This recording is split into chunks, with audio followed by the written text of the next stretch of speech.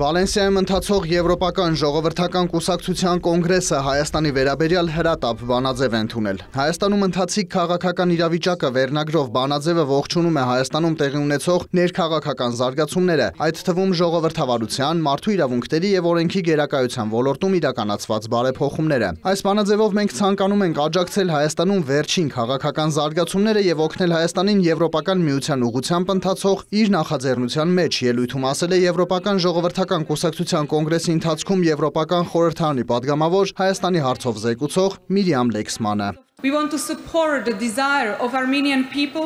ցանկանում ենք աջակցել հայ ժողովրդի ցանկությանը ամրապնդելու օրենքի գերակայությունը և ժողովրդավարությունը իրենց երկրում և ցանկանում ենք հաստատակամորեն աջակցել Հայաստանին ու կանգնել Հայաստանի կողքին իր աշխարհաքաղաքական պայմանների և ուղղվածության պատմական շրջադարձի ժամանակ։ Եվ այսպիսով ցանկանում ենք խթանել տնտեսական ավելի ամուր գործակցություն և զարգացում, նաև աջակցել բոլոր այն բարեփոխումներին, որոնց կարիքը Հայաստանն ունի։ Միրիամ Լեքսմանի խոսքով Եվրոպական ժողովրդական կուսակցությունը շատ բարձր է գնահատում Հայաստանի ջանքերն անելու ամեն հնարավորը հարևանների հետ հարաբերությունները կարգավորելու համար։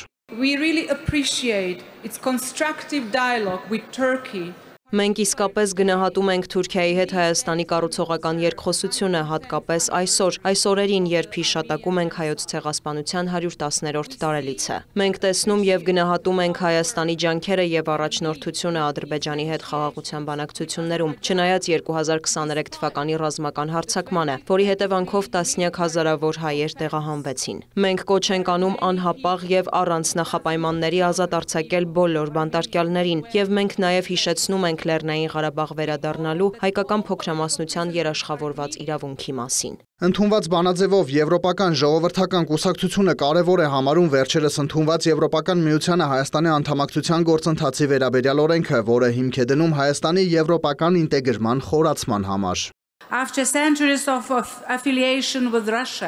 Դարեր շարունակ Ռուսաստանի հետ կապված լինելուց հետո Հայաստանը փորձում է գտնել իր ուղին դեպի Եվրոպա։ Որոշ ուժեր մանիպուլացնում են այն նարատիվը, թե Եվրոպայում ոչ ոք հայերին չի սպասում։ Նրանք ասում են, որ Եվրոպական ինտեգրման օրենքի քննարկումից հետո Եվրամիությունից ոչ մի աջակցության ուղերձ չեն ստացել։ Մենք ԵԺԿ-ն ասում ենք, որ դա այդպես չէ։ Հայաստանը Եվրոպա է և մենք ձեր կարիքն ունենք, վրացիների և Հարավային Կովկասի մյուս ժողովուրդների հետ ընդգծել է զեկուցողը։